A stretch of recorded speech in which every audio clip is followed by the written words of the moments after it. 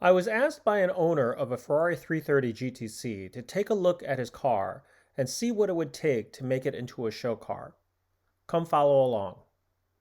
So what I see on the car very quickly is this has to be replaced. This Correct. is the wrong Should be piece smooth, of go right? Yeah, it's like this little narrow plastic U-shaped thing that's available, and there's a guy who sells it. Yeah. Hood pad is wrong. This is supposed to be a Mylar, like a Mylar finish. Okay. So it's available by this guy in the Netherlands, and you'd have to get it from him. Okay. Technically, like, all this stuff is just black paint on it. Yeah. So it should be white CAD plating. So you can either take the paint off and see if you can clean it off. Yeah. Like that hook. Yeah. Should also be like a white cadmium plating. Let me see if it's if there's anything else in here that has. Well, it's kind of like this finish. Okay. See how this is a white. Or But this is actually might even be paint. But anyway, okay. So that's the hood pad, the surround. The elbows, right? Yeah, these are supposed to be a different type of, this one might, oh no, that's not right either. Yeah, so those would be changed. Okay. If people really wanted to get picky, this finish, believe it or not, is a little too shiny. Yeah. It's supposed to be like a semi-gloss black. Yep. This is almost that way, but it's still a little, A little more heat. Yeah, maybe, right? The heater hoses are not, right, these heater hoses have like a braided finish to them. Okay. So that would be something that I would change. Okay. The shock is done, so that's good. Yeah. This is supposed to be you see how the nut is? That's that's painted. It looks like people just did like the restoration of spray can, like everything is a layer of black paint. Yeah. So this would be like white CAD, or it's a white CAD lock nut, and then this is like the original color on this thing. I think is like a bronze finish. Okay. Let's just take it all off.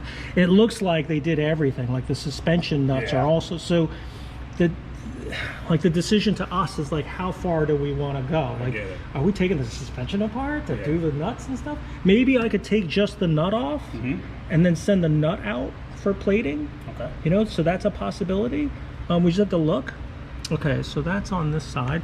The nuts on this, some of the nuts are right and some of the nuts are wrong. Like those, so you just go through and replace. Like this one's correct, this one's not correct, that one's not correct. Okay. Most of these are correct. Okay.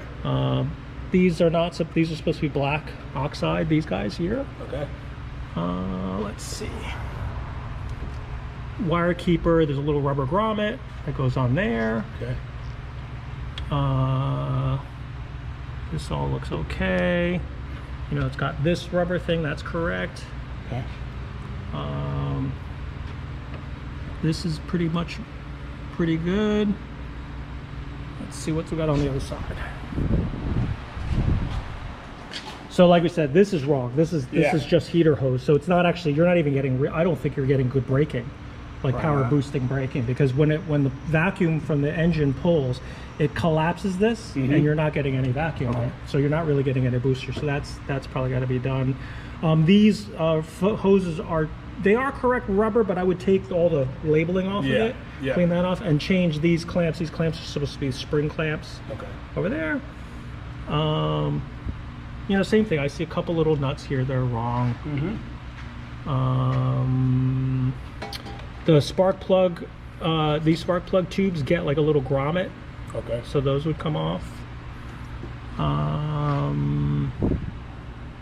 This, I don't know what this is. You know what? Cleet asked me the exact same question. Yeah, so that's not right. So we'd have to find out what it looks like a capacitor for the charging system. The alternator is not. I don't think the alternator is it the alternator. I think I have to look to see. It might be a Morelli, but something's going on with the wiring. Okay. Like why this has something to do with the charging and the alternator. So we got to figure out why, and then whether or not we hide it or whether or not we, you replace it or figure out. This is good. This is correct. You got this little cover here that's often missing. Okay. So you got that. What else? This should be white CAD. It's been painted black. So that just, again, take it off, plate it. Okay. Let's see, what else do I see? And then, so this bracket should also be white cadmium plated. So that would just, you'd have to take that off, disassemble it, send it out, get it replated. Okay.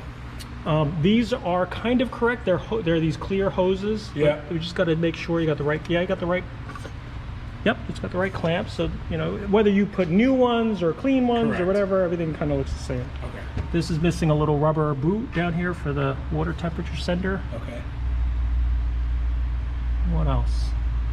Yeah, so it's like, it's not bad. It's just Little piddly just things. little things. Okay. You know, it all adds up. You know, when you look at it, and this is, I can understand how if you had the right guy that judged this car, half a point, half a point, half a point, half a point, all of a sudden you got an 85-point car.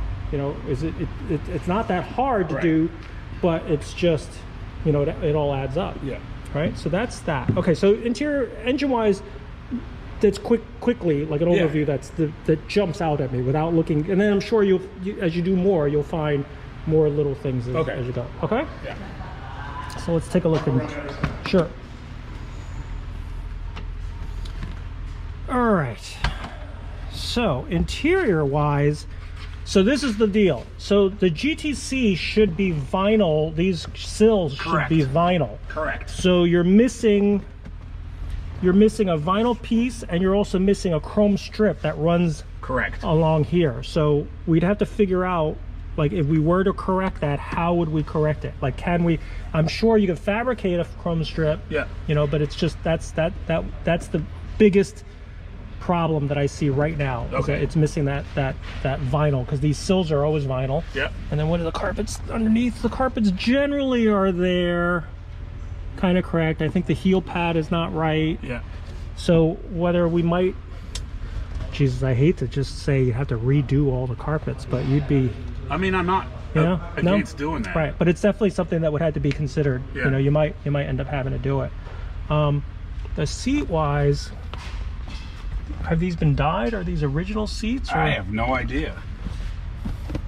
They might. I mean, it's got the ribbing. It's got the correct vinyl or the Mylar ribbing. It may have been dyed, but they might not have to. You might not have to do it. It might just have to be the carpeting. Okay. I know the back's kind of coming up here and Yeah. and here. And sometimes that can be fixed, or maybe it's just stretching and shrinking. So it's something that we would consider. You know, like this they catch this. This is all torn, so that would have to be replaced. What's that little pull tab? Okay, so this is the emergency trunk release. Okay, all right. And then there's like a little cover that this tucks in here, and then there's like a little plug that's missing. Okay. It's kind of this. You see how this plug is here? Yep. So you're just missing one here. Okay. And that's just like an emergency pull for the trunk. I think for the trunk is that one. Okay. So I redid the parcel shelf. Yeah, and the that's bump, good. Yeah, so that's the vinyl, and that's strap, correct. I'm thinking those are the right. Yep. No, that looks all. And the right that seat looks, belts. Yep, that looks right. That looks good. Yep, and you got these are nice, and they replace. That's nice. They match the. They got the right material, so right that's blue, correct. yeah. Yep. No, so that's good. Okay. This is, you know, like these details here. I think the rear, this whole carpet section, the way it's finished is not correct. Like there's a different way it's done. I mean, Right. whoever did the interior didn't follow it perfectly. Right. And you've got little details here that if I saw it, I don't think you'd see it at a show, but you see how the Yes. piping is popping out. Yeah. So it's a little bit of sloppiness. So the seats in theory could be just refurbished. Yeah. Okay. Yeah. And then no. the door panels, you see they're off. Like the color from the fronts don't match the back panels here. Yeah, I think they might have replaced those panels. It does look like it's a different material. Yeah. Those are the door panels match the seats. Yeah. But the rear cards don't match. Yeah, something's They're not. like yellowy. These might be the original color, but these also look dyed. Yeah. I mean, they look like the original leather, but they might have been dyed. Okay. I don't know. You'd have to look at it. Once Okay. you take it apart and look, you'll see more of it. Okay. The dash looks okay. Nothing there looks that wrong. The radio is correct. You know, this is not new, but I don't know if they necessarily take deductions. I mean, it's clean. Yeah. I don't think you'd get deducted for having the original. This looks like the original vinyl. I think it is, yeah. And then the dash doesn't look bad. Yeah, it's not pulling. Nope. So I'd be okay with leaving that. Gauges look okay. The turn signal stalks they look okay. Yeah. I do know that the shifter handle, the shifter stem is a little oxidized if you look in there. Yeah. And you know, if you wanted to, it's a little dark in here, so yeah, it probably is, you know, and that's not bad. You could take that out and get a recall. Okay. that's not a big, you know, it's a, you know, you just take the shifter apart and do it. The door, that door needs something. Yeah, it just, the striker needs to come in. This thing needs to, because it's, so this is, there's 2 latches, 1 and then the second and one, then 2, and it's not, and it needs to pull in. It will pull in. Yeah, that needs so just the striker just needs to come in. Is this body color? Yep. Yeah, that's supposed to be body color. put a little D-lam here. Yeah, and so here's the struggle, right? So this is an original rear window. The Froster lines, they don't make this anymore. Yeah. So it's kind of like a balance. Like I'd almost take the deduction for the delamination because I'd rather have the original window. Yeah, because it's got a kind of a, I don't know what that it says, Totore or kind of, I don't know. Of a neat. Yeah. But when you have this little thing, that's the thing that keeps all the defroster I'm okay lines. with leaving that. Yeah. This, you know, it's getting a little worn. It could deduct for that because it's, you know, it's chrome and it's just, it's getting a little polished out. And then we'd have to polish to see how clean this chrome is. Yeah. It's just getting a little oxidized. The exhaust is not 100% right. No, so basically it's an ANSA exhaust, and Cleet told me to put those decals He did, on. yeah. I mean, it's a kind of a cheat. Yeah. But at the same time, they're not even, they're not even the really good ANSAs. Okay. I mean, because what happens is the ANSA, this bulb actually should be back here. Right. They're pretty long. These are they're really like 12 short. inches instead of 8 inches. These are really short for some reason. I don't know why that is. So the possibility, you know, the Chi, I can have just the rear tips made. Okay. Cut them back here, weld them and weld them, and then paint them, and then you'll have actually a look even better than what you have, as opposed to replacing the whole exhaust. Okay. You know, something to think about. And then you put the stickers on it, it will look better. Yeah. Because that right there, I think, could easily just be deducted, like just not. It's not even close. Probably. You know.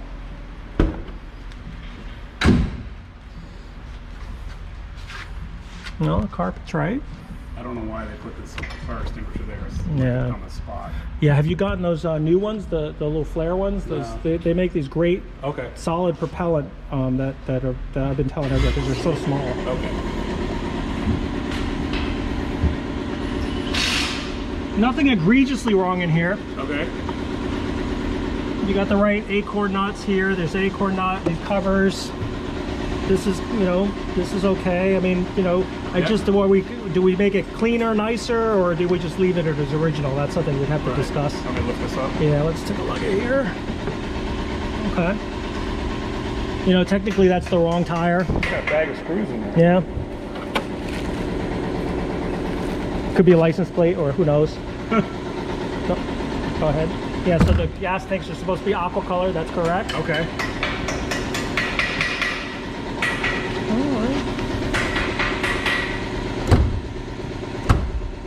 You got the right license plate piece here, that's correct. Oh, they did tell me that I was missing, there's supposed to be like something on top or under this, like a chrome piece or something? No, it's probably, there's a little rubber, there's probably a rubber grommet on the top side of it. I don't know if that's missing, I have to see with the light.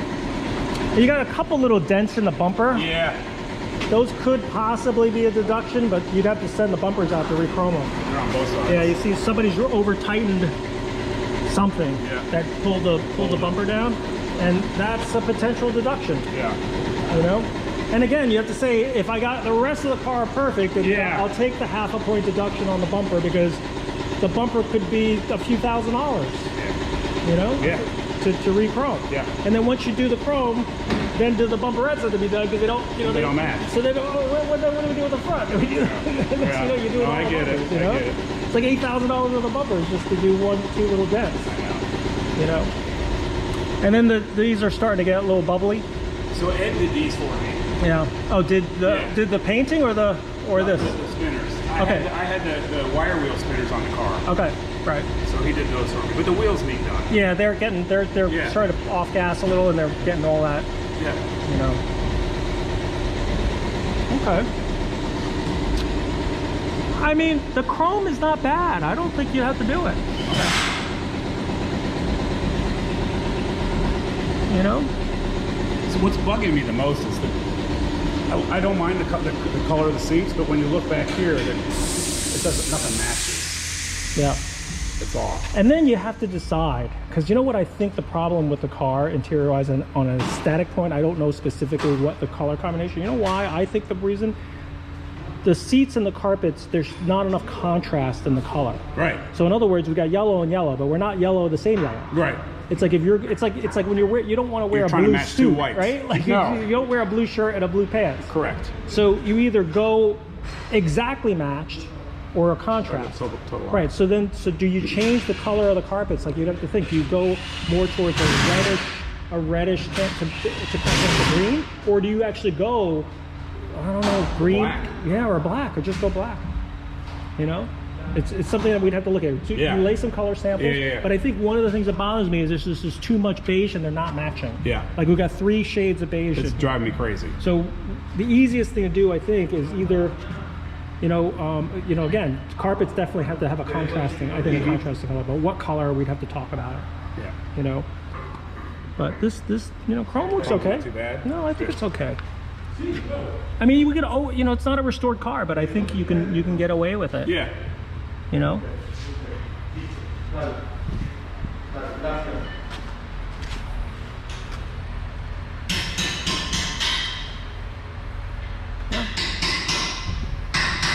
You have to do this.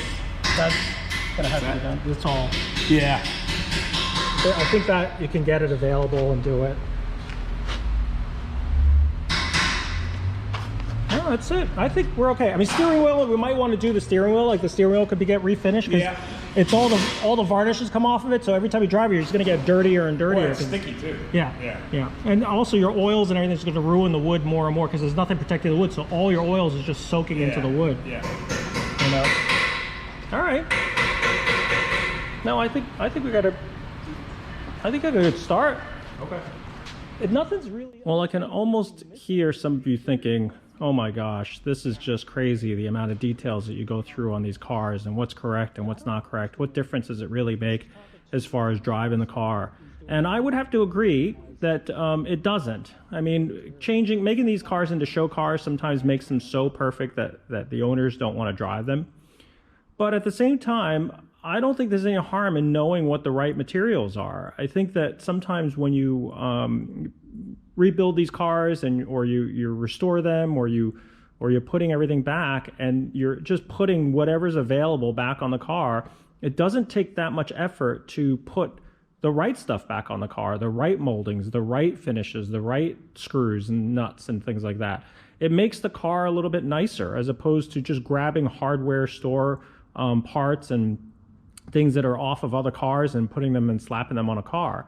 A lot of times that can come back and bite you because, as an example, this GTC, 10 years ago was probably worth about 100 and change.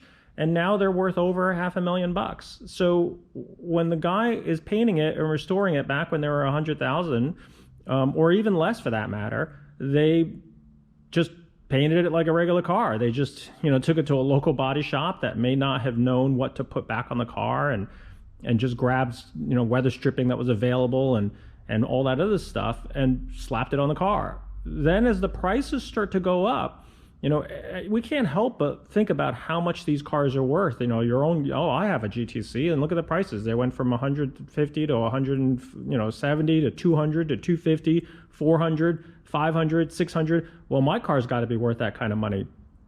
Well, the problem is if you used all those, dime store or hardware store hardware on your car, no one's going to pay you top dollar for the car. If you start from the beginning and do everything correctly, then as the values increase, your car will hold its value and get closer to the top dollar. Because when you look at all the little details that I just went over on this green car, and you have to replace all these things because someone else just didn't have the knowledge or the care to do it right, it adds up. It's a couple $100 here, $1,000 there, and parts are not getting any cheaper. So, and labor isn't getting any cheaper. So when you're doing a car and you're restoring it, it's always good to know what the right stuff is. look for the people that at least can guide you and the right knowledge as to what to do. It's a lot easier to do it when the car is being done for the first time than to do it afterwards. Some of these things that I see on this car, it's easier to remove and start all over. But again, I don't want to see cost spiral out of control. But at the same time, you know, certain things just have to be done the way they're going to be done. So no, I don't want every single car to be a show car. That's certainly not the case. I mean, when you look at my car in the background over here, I did everything as best as I could. The details aren't correct. Is it a driver? Yes, it's a driver. I mean, there's mud and dirt on it, and I take it out and drive it, and the chrome is not perfect on it, and the paint is not perfect on it. It's a little dirty and dusty, but you know what? The details are right. So it can go to any car show and at least to be respectable. It's not a show car. I don't expect it to be, but at least the details are right. At least the pleating is right. The colors are right. The details are correct. And that to me is what's more important than making it into a show car. It's really about just getting the details right so that you're proud of a car that you own. So I hope that makes it a little bit better than trying to say that, you know, Tom, all he wants to do is do show cars. No, I like having my own car as a driver. But what I do like to do is try to get the details right when it's time to do them. It preserves the value of the car. It allows your car to remain at the higher level of the price point when it's time to sell. It protects its value, and that's another motivation to doing these cars right. So anyway, thanks for watching, and I'll see you next time.